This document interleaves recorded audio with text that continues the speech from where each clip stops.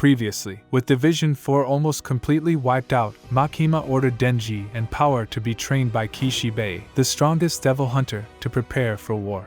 Kishabe kills them repeatedly every day to ensure they're ready for what's to come, but they aren't the only ones getting stronger. Aki, with his contract to the Fox Devil uncertain, is on his way to make a contract with the future devil, taking half of one man's remaining life and another sight, smell, and taste to make a contract. What could the future devil possibly have in store for Aki? Aki confronts the future devil. An eye stares at him before introducing itself with a surprisingly chirpy attitude, simply repeating, "The future rules!"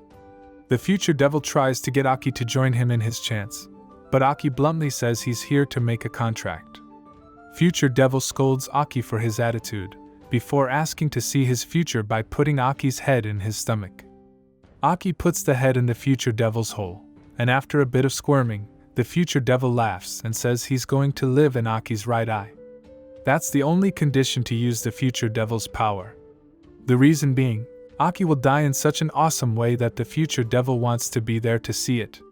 The devil tries to explain what will happen to Aki, but Aki interrupts him saying he couldn't care less about what happens to him after he achieves his goal of killing his enemies, and tells the devil to get inside him. Denji and Power are getting pounded again. However, this time Kishabe gives them full points in their training, and says they don't have to train every day anymore. Only once a week. The two try to celebrate but are too exhausted.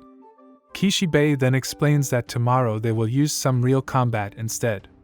They're going after Hoodie Girl and Katana Man, and will introduce the brand new Division 4, which has all the divisions merged together, which will show us new fiends and devils that fight for the humans. However, if they fail tomorrow, the whole division will be terminated. Denji tells Kishabe that if it comes to that, Denji will mercifully let Kishabe live for making him stronger, since he can finally have a date with Makima. Speaking of Makima, Kishabe wants to have a chat with her. She thanks Kishabe for teaching Denji and Power, but Kishabe says he's sick of them already. Anytime the dogs he trains die, he finds himself drinking more. Blaming his old age, he thinks he's growing attached to them.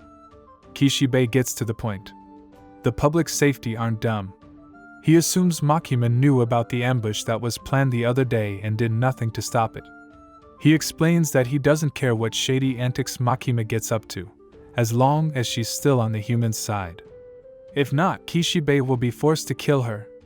Makima explains that if Division 4 is successful, they will be granted more freedom in their unit, which will lead to even more humans being saved from devils. Kishabe bluntly calls her a liar, which Makima simply smiles in response. Hoodie Girl and her organization are held up in a building, debating whether or not to run. Katana Man states that his granddad would never have ran, and next time he will rip Denji's heart out himself. Hoodie Girl explains that her men better not get bitten, as downstairs they have an army of zombies that will deal with any of the intruders that find their way in. Tendo and Kurose are driving Aki somewhere before returning back to Kyoto for good.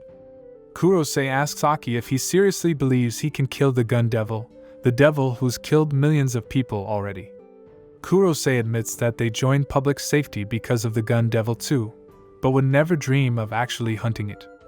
Eventually, Kurose admits that simply looking at Aki pisses him off, saying his main character syndrome is so cringe that he gets goosebumps. Aki tells him to keep his gibberish to himself, and that they can both laugh at Aki's dead body if he loses. The result of Aki's goal isn't important. He simply couldn't live without pursuing it. Aki steps out, and thanks them both for their help, but is suddenly stopped by Kurose one more time. He chucks him a can, and says despite Aki being an annoying guy, he's still rooting for him nonetheless. We're cut to a Yakuza leader conversing with someone in a meeting. It's Makima, who thanks him for his cooperation. The Yakuza boss apologizes for the actions of their younger guys, referring to Hoodie Girl and Katana Man, and says it's nothing to do with him. The girl is making many members form a contract with the gun devil outside of his command. The gun devil promises the Yakuza members guns and ammunition, strangely in return for money. Apparently, even devils need money for something. Makima asks for the names of everyone making contract with the gun devil, and the boss is happy to comply until Makima says even the names of those not under his command. He responds he could never snitch on other gangs, as internal gang wars in Japan would allow foreign mafias to invade the country, and the Russian and Chinese mafias are much worse than the Yakuza. Makima insists it's for the safety of the public. The Yakuza boss implies that Makima doesn't understand, getting a laugh from his men. Makima gives the boss a present to urge him to cooperate, but he says this is beyond what money can buy. Makima informs him that the bag isn't full of money. It's a collection of things that belong to people in the room. All of the men's family, friends, and lovers have their eyeballs currently residing in that bag. Calling her bluff, he opens the bag to find the truth in her words. Luckily, there's someone under Makima's command that can put them back, assuming the boss cooperates. One man naively grabs Makima, making the last mistake of his life. Makima explains that she's not interested in his justifications for the Yakuza's evil, as they simply need to be controlled. The siege of Katana Man and his gang is about to commence. Kawaboni is as stressed as always, whereas Denji and Power can't wait to get inside and start slaughtering. Aki asks Kishabe the plan, and he responds there isn't one. Special Division 4 goes in and completes the operation. Kishabe informs the police and devil hunters that they simply need to seal the exits and make sure no one from Division 4 try to escape. If they do, kill them immediately. Kishabe begins to explain the characteristics of each member of Division 4 to ensure they're ready to fight them just in case. First of all, Shark Fiend. He can swim in walls and floors, and can momentarily transform into his devil form. Second, the Violence Fiend, so powerful that they force him to wear a poison mask to numb his power. Under no circumstances should he ever be allowed to take this mask off. Next, the Spider Devil, who usually takes a human form but can just as easily take her devil form and kill mercilessly. The Angel Devil, who can suck life out of people simply by touching them.